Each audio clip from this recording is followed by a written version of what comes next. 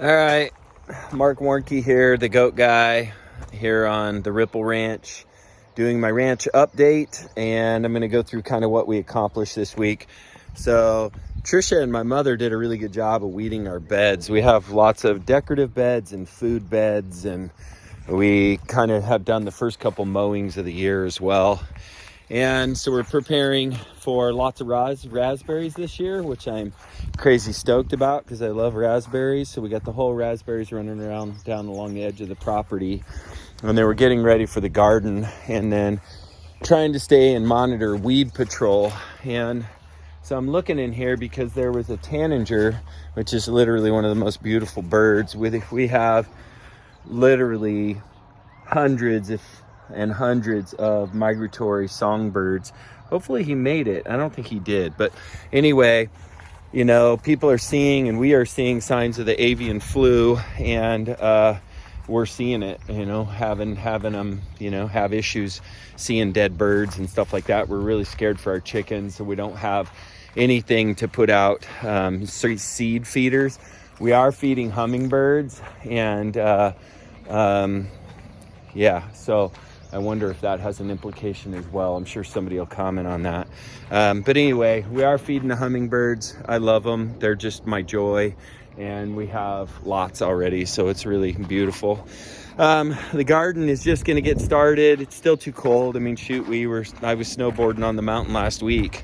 All that snow is gone now, by the way. So pretty crazy. A little over a foot fell and gone. We are investing on an infrastructure level in a bunch of blueberries. We have one blueberry bush that produces all year, and it's really cool, and we want more because that's just such a great superfood.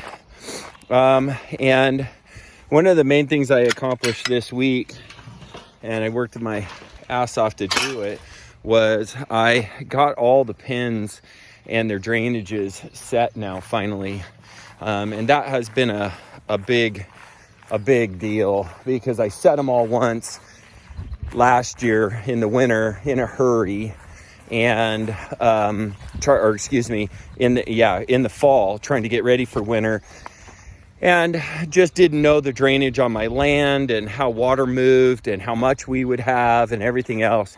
Now that I know, I had to really kind of rethink my strategy on my shelters, how my roads went and everything else. So I redid my doe area, and I went with, you know, big giant French drains around the edge, and, you know, I dug huge trenches around the back, luckily for my little skidster and all that stuff. And this is a big drain, and then I went with a sand interior to elevate the floor so that we don't have any issues with moisture coming in here anymore. So it's going to be super awesome. This took me with the skidster, which I haven't told anybody I got yet because I don't know. I feel like I'm a kind of a cash guy, and to be borrowing to get stuff is whatever, but my skidster was kicking my ass. So I bought one of these JCBs, and it's a JCB like backhoe loader. It's a little mini guy, and so it's got a backhoe on the back, and it's like a skidster on the front. Super bitchin'. Can't say how much I love it, but I did all this work with it. So I put the roads around the back. I did all the French drains, put all the sand in, redid our spring. So our spring comes just out of the wall here. I mean, out of the dirt. You can actually see it run out, and the goats were mucking with it, and we didn't really know that it was there. Last year, she said, "See those weeds over there? There's a spring that comes out." And we didn't have any idea how much it came out, and it was a ton. So we just had to dig a little ditch to get it out of the goat area, and now I really wanted to protect it and preserve it, and I'm gonna kind of dig it out.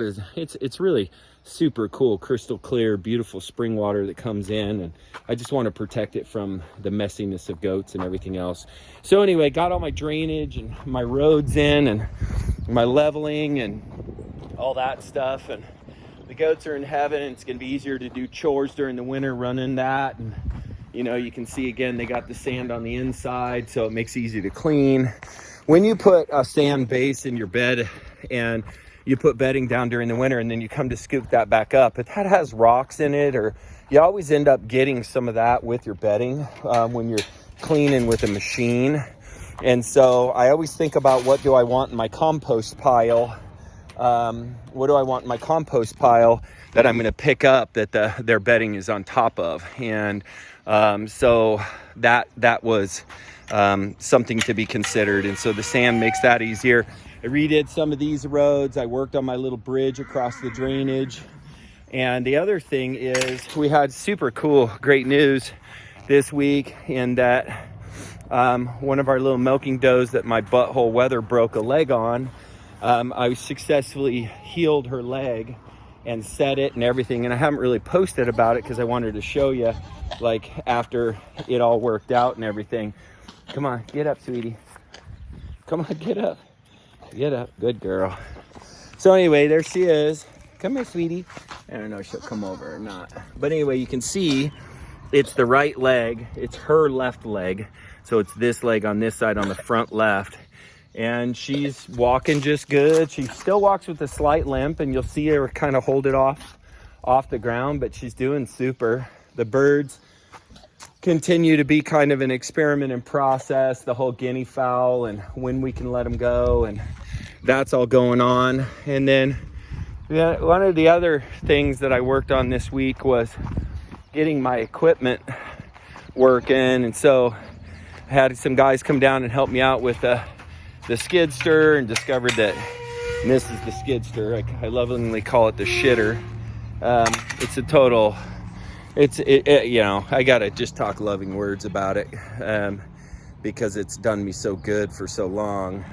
But it's a tough machine to work with because it's so little and to move a lot. So added to our little road network back here and graveled and got it all lined out. And then I've been working with the crows, with the ravens. They're feeding babies, and I'm trying to get them to get used to me as a partial food source. They're out hunting right now. It's pretty cool to see them hunt, by the way. They hunt a lot of bugs. The horses have been naturally grazing. We've been working with them. Trisha's trying to kind of figure out a way to have that not be just such a money suck on this ranch, because make them earn their keep and you know, have that be good. And so here's my process. Oh, there's Stinky. Look, Stinky out there carrying a mouse back. Stinky, get in, Stinky. He's on a mission. Come here, buddy. Come on, get in.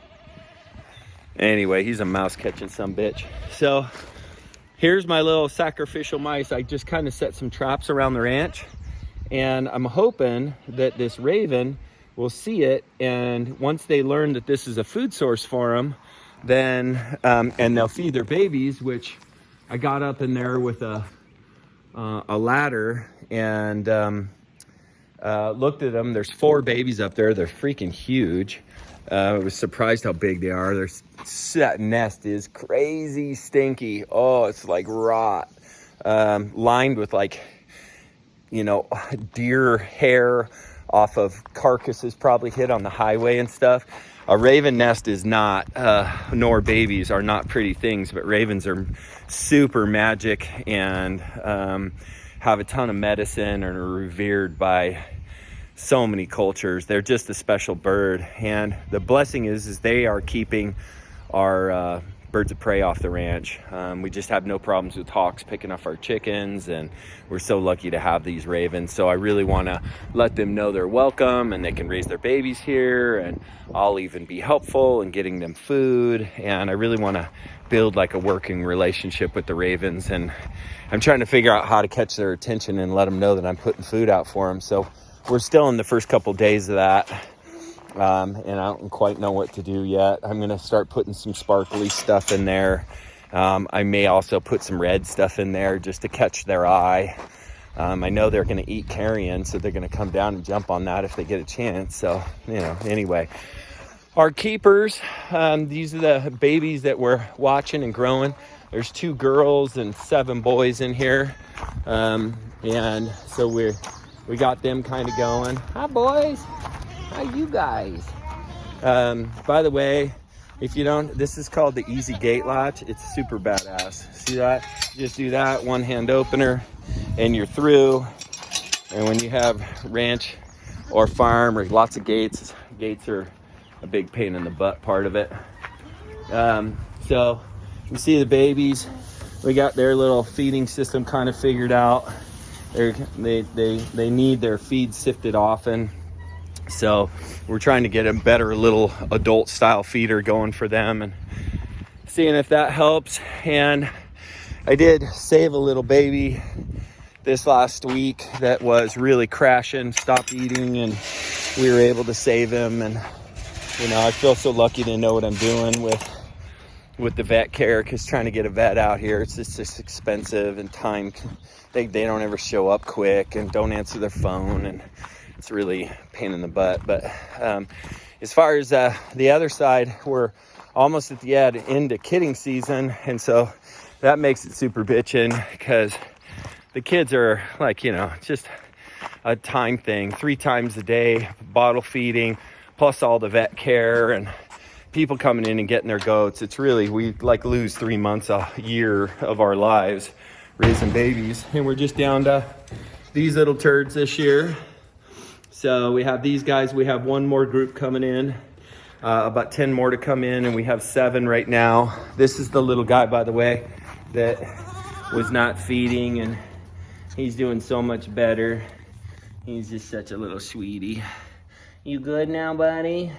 He didn't eat for a couple of days. It always makes you worried when they don't eat, but he's good. And then we're having a live event here this weekend with people coming in to learn about all things pack goat in person and goat rearing. And we'll be talking about, you know, our life steading philosophies and that holistic, well-rounded view of being a steward of a piece of land that can food and shelter you, and how do you wrap that into your life and your family and your fitness and your health and your mental health and your spiritual health and, you know, your effect on your community. So, you know, we have this really neat look at how a piece of land can not only positively affect you and the people that you love and that you interact with, but how it can affect the planet and, you know, the flow of things. So anyway, one last thing that we're working on to know about is that we have the mountain that we've decided to fence, and we're going to go through a really creative process of that. Mountain is super big, way bigger than it looks on film. There's people who try to climb it with me and just like give up halfway. Not that I'm all that badass or anything, I just do it all the time, and it's just way bigger is what I'm trying to say. So to haul wire and fencing and all that stuff up there is super challenging. And so we're gonna, I have an idea to make a sled, and I'm gonna make like a sled that'll hold those 190-pound coils of wire, and then we'll use like a pulley system with an anchor up on the mountain, and then we'll pull them up on like a metal sled and get them up there and be able to run our fencing, because that mountain is full of beautiful, amazing graze for my animals, and we can take the pressure off of the lower pastures during the summer and let them really grow and be watered and have a really good rotational system, or we utilize that mountain as a resource to feed animals. So I'm stoked to get it done. The problem has always been we just don't have a fence, and we didn't have what sounded like a reasonable solution to do it, and I think we have it now. So anyway, stoked about that. There's the update. Hope you find that interesting and helpful. Talk to you soon.